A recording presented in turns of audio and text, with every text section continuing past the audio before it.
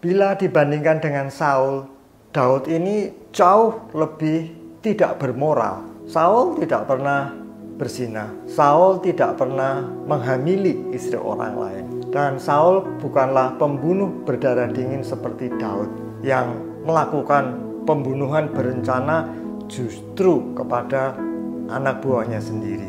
Tetapi mengapa Tuhan lebih memilih Daud dibandingkan dengan Saul?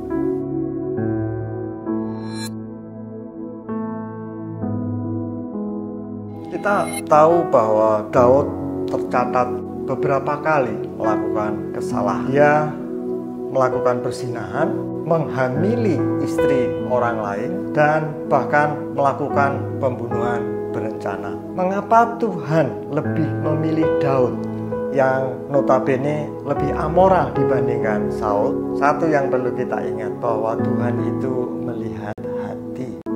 Dia tidak melihat penampilan fisik. Saya bacakan 1 Samuel 16 ayat yang ke-7, begini bunyi firman Tuhan. Tetapi berfirmanlah Tuhan kepada Samuel, jangan pandang parasnya atau perawakan yang tinggi, sebab aku telah menolaknya.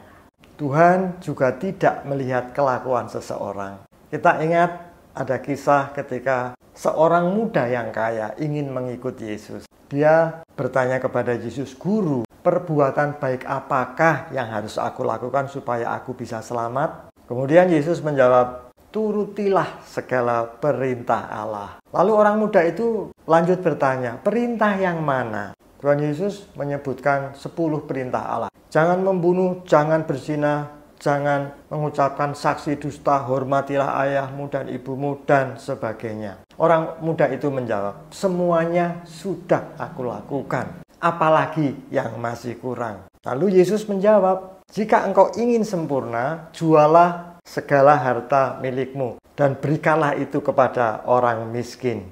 Maka engkau akan beroleh harta di surga. Kemudian datang kemari dan ikutlah aku." Dituliskan ketika orang muda itu mendengar perkataan Yesus, pergilah ia dengan hati yang sedih sebab banyak hartanya.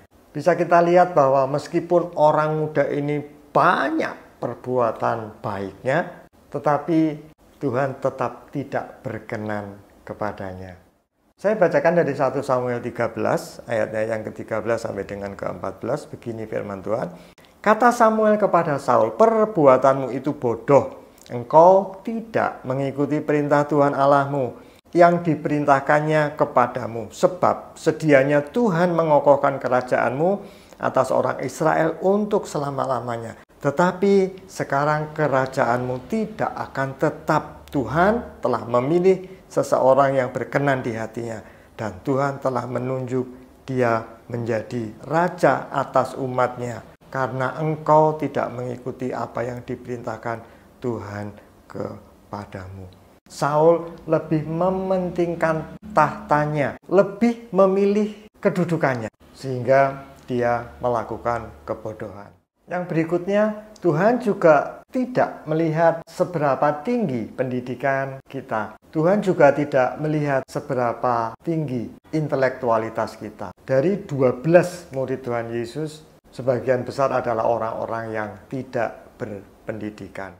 Lalu apa yang menarik pada diri Daud? Kenapa Tuhan begitu berkenan kepadanya? Saya bacakan dari Mazmur 51 ayat yang ke-11. Begini kata Daud, "Janganlah membuang aku dari hadapanmu, dan janganlah mengambil rohmu yang kudus daripadaku." Satu hal yang Daud takutkan adalah kehilangan roh Allah.